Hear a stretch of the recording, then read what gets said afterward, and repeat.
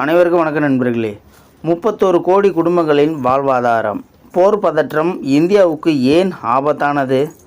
வளைகுடா போருடன் ஒப்பிடுகையில் தற்பொழுது இந்தியா எதிர்கொள்ளும் எரிசக்தி சவால்கள் முற்றிலும் மாறுபட்ட பரிமாணத்தை கொண்டுள்ளன. ஈரான், இஸ்ரேல், அமெரிக்கா இடையே முற்றியுள்ள இராணுவ பதற்றம் உலகளாவிய எரிசக்தி சந்தையில் பெரும் அதிர்வலைகளை ஏற்படுத்தி உள்ளது. ஓமன் வளைகுடாவையும் பாரசீக வளைகுடாவையும் இணைக்கும் குறுகலான கடற்பரப்பு ஹார்முஸ் நீரிணையாகும். உலகில் பயன்படுத்தப்படும் எண்ணெயின் 20% இந்நீரிணையூடாகவே கொண்டு செல்லப்படுகின்றது. இஸ்ரேல், அமெரிக்கா கூட்டாக ஈரான் மீது தாக்குதல்கள் நடத்தியதற்கு மத்தியில் இந்த நீரிணை வழியாக கப்பல் பாதைகள் அனுமதிக்கப்படவில்லை என்று ஈரான் அறிவித்தது.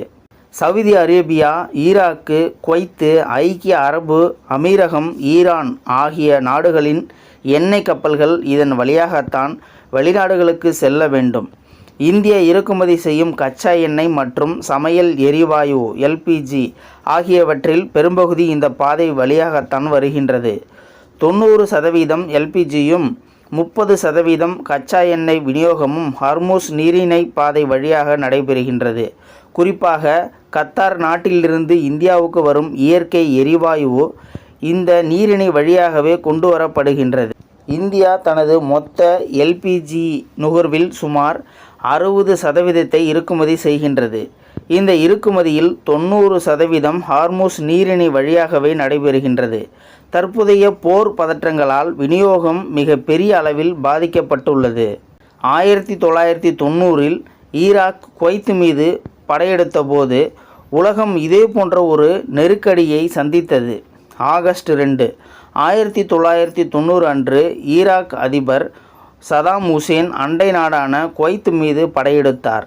இதற்கு பதிலடியாக அமெரிக்கா தலைமையிலான படைகள் ஈராக் மீது ஆபரேஷன் டெசர்ட் ஸ்டோம் என்ற பெயரில் தாக்குதலை தொடங்கின. இந்த போரினால் உலகளாவிய எண்ணெய் உற்பத்தி திடீரென முடங்கியது. இந்தியா தனது வரலாற்றிலேயே மிக மோசமான அந்நிய செலவாணி தட்டுப்பாட்டை பேலன்ஸ் ஆஃப் பேமெண்ட்ஸ் கிரைசிஸ் சந்தித்தது. 1991இல் இந்தியா தங்கத்தை அடகு வைக்கும் அளவிற்கு பொருளாதாரத்தை நெருக்கடிக்கு ஆளானதாக ஆய்வுகள் தெரிவிக்கின்றன. இதுவே பின்னர் இந்தியாவில் தாராளமயமாக்கல், லிபரலைசேஷன், பிரைவேட்டைசேஷன், குளோபரேஷன் கொள்கை வர காரணமாக அமைந்தது. வளைகுடா போருடன் ஒப்பிடுகையில் தற்பொழுது இந்தியா எதிர்கொள்ளும் எரிசக்தி சவால்கள் முற்றிலும் மாறுபட்ட பரிமாணத்தை கொண்டுள்ளன. 90களில் இந்தியாவில் சுமார் 1 கோடி குடும்பங்கள் மட்டுமே சமையல் எரிவாயுவை பயன்படுத்திய நிலையில் இன்று 31 கோடிக்கு அதிகமான குடும்பங்கள் அத்தியாவசிய தேவைக்காக அதனை சார்ந்துள்ளன. வளைகுடா போரின் போது நாட்டில் 90% மக்கள் விறகு, மண்ணெண்ணெய் போன்ற எரிபொருள்களை பயன்படுத்தியதால் போர்க்கால விநியோக தடை பெரிய பாதிப்பை ஏற்படுத்தவில்லை. ஆனால் தற்போதைய நிலைமை கோடிக்கணக்கான மக்களின் வாழ்வாதாரத்தை நேரடியாக பாதிக்கும் சூழல் உள்ளது. இருப்பினும் 1990களில் பலவீனமான பொருளாதார நிலையோடு ஒப்பிடும் பொழுது 2026இல் இந்திய வலுவான அந்நிய செலவாணி கையிருப்புடன் உள்ளது.